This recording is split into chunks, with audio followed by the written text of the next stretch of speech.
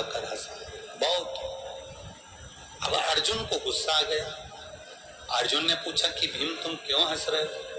भीम कहते हैं कि तुम्हें मालूम नहीं है, तुम शंकर के शिवलिंग को पूरे जंगल में ढूंढ लिए, शंकर भगवान के शिवलिंग का पूजन करने के लिए तुमने जल चढ़ाने के लिए पूरे जंगल में ढूंढ लिए और तुम्हें शिवलिंग नहीं मिला, और मैंने एक लकड़ी की जड़ को ऊपर से पेड़ काट दिया, उसकी जड़ रह गई, उसको मैंने गोल कर दिया और तुम से कह दिया कि ये शिवलिंग है और तुमने जल चढ़ाकर भोजन कर लिया, तुम्हारा तो नियम टूट गया।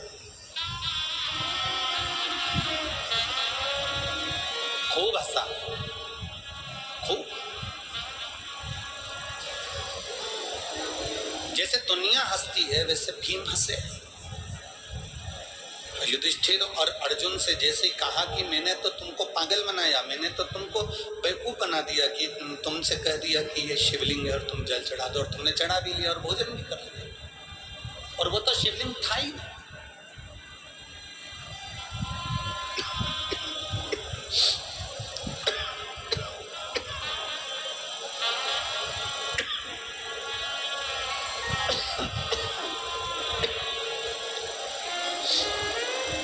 वो तो शिवलिंग था ही नहीं।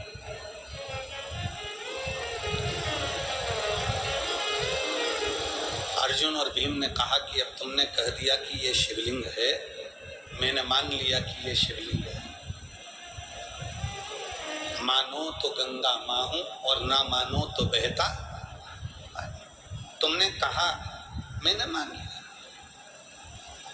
व्यासपीठ से बोला गया कि शंकर भगवान को ऐसे बेलपत्र चढ़ाना या सफेद आंकड़े की जड़ का प्रयोग करना या चंदन का प्रयोग करना या इसका प्रयोग करना, और तुमने मानकर भगवान शंकर की पूजन कर ली, मतलब तुमने शिव मान लिया तो भगवान ने भी तुम्हारी बात को मान लिया और तुम्हारी झोली भर दी।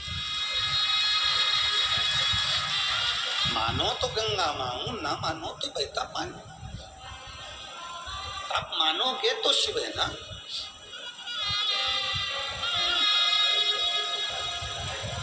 अर्जुन से कहा कि देख लो, मैंने तुमको बेवकूफ बना दिया, शिवलिंग तो था ही नहीं, केवल एक आकृति थी, पेड़ को काट दिया गया, शिवलिंग की आकृति दे दी गई। भीम, तुमने वो रखा था ना पेड़ काट कर? हाँ। तुमने शिवलिंग बनाया था ना पेड़ का? हाँ। अर्जुन ने कहा युधिष्ठिर के सामने कहा, भैया अगर हमने सच्चे दिल से शिवलिंग मानकर अगर उस पर जल चढ़ाया है, सच्चे दिल से अगर हमने शिवलिंग मानकर जल चढ़ाया है, और भीम उसको लकड़ी कह रहा है, भीम उसको वृक्ष की जड़ कह रहा है, हमने सच्चे दिल से अगर जल चढ़ाया है और भीम के लिए वो लकड़ी का गुल्ला है, भीम के लिए वो लकड़ी का गुट्टा है, भीम के लिए वो लकड़ी का जड़ है, तो भीम ने उसको रखा है, तो अगर हमने सच्चे दिल से अगर जल चढ़ाया होगा तो वो शंकर वहीं अजर और अमर के रूप में विराजमान हो जाएगा, नहीं तो हिल जाएगा। खाता है ये किसी को नहीं मालूम पड़ता, किसी को नहीं मालूम पड़ता। कब बिठाएगा, कैसे बिठाएगा, कहाँ बिठाएगा, ये उसके ऊपर है।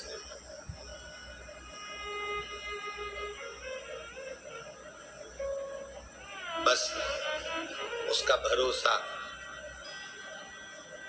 समुद्र की लहरों जैसे बनो और समुद्र के जल जैसे मत। समुद्र की लहर कैसी होती है? अमावस्या आती है, जब अमावस्या आती है तो समुद्र की लहर नीचे थमती है, पूर्णिमा आती है तो समुद्र की लहर उछलती है, जिसको ज्वार और भाटा कहा जाता है। समुद्र की लहर जैसे बनो, समुद्र की लहरें अमावस्या आती है तो नीचे हो जाती है और पूर्णिमा आती है तो उछल जाती हैं। समुद्र की लहर जैसे बनो कि चंद्रमा को प्रकाशित होते हुए देखकर समुद्र की लहरें उछलती हैं, और चंद्रमा नहीं दिखता तो समुद्र की लहरें दबती हैं। अर्थात दूसरे को सुखी देखकर तुम भी प्रसन्न हो लो, दूसरे के सुख में तुम दुखी मत हो, प्रसन्न हो।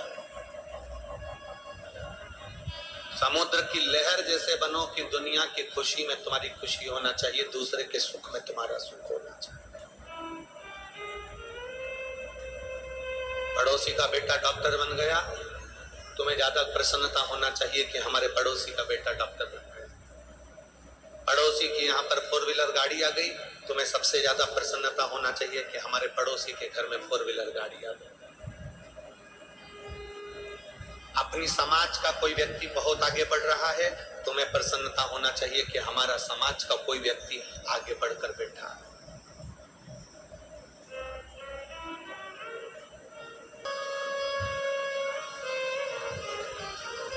पर हमारी आदत ऐसी है कि हम अपनी समाज के, अपने धर्म के, अपने सनातन धर्म के व्यक्ति का पांव खींचते हैं। कोई धर्म ऐसा नहीं है कि अपने धर्म के व्यक्ति का पांव खींचता हो। केवल एक अपना व्यक्ति एक ऐसा है जहां पर लोग आगे बढ़ रहे हैं तो पांव खींचने का प्रयास करें। हम क्यों नहीं प्रयास करें कि हम आगे बढ़ाएं?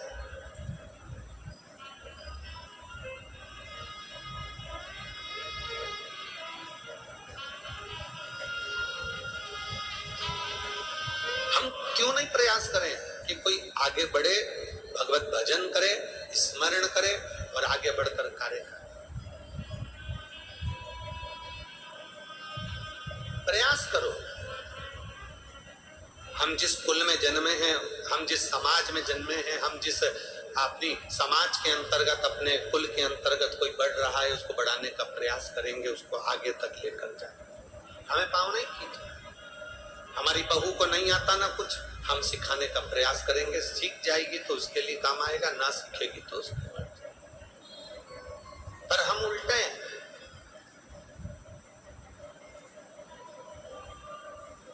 हम सिखाने की जगह नगर में डोंडी पीटते हैं।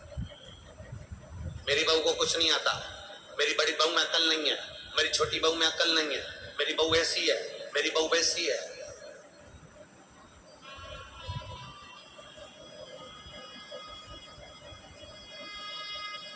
किसी के कर्म को कान में जाकर बताया जाए वो परिवार के लोग होते हैं। किसी के कर्म को डोंडी पीट कर मोहल्ले में बताया जाए वो कभी परिवार का व्यक्ति नहीं हो सकता।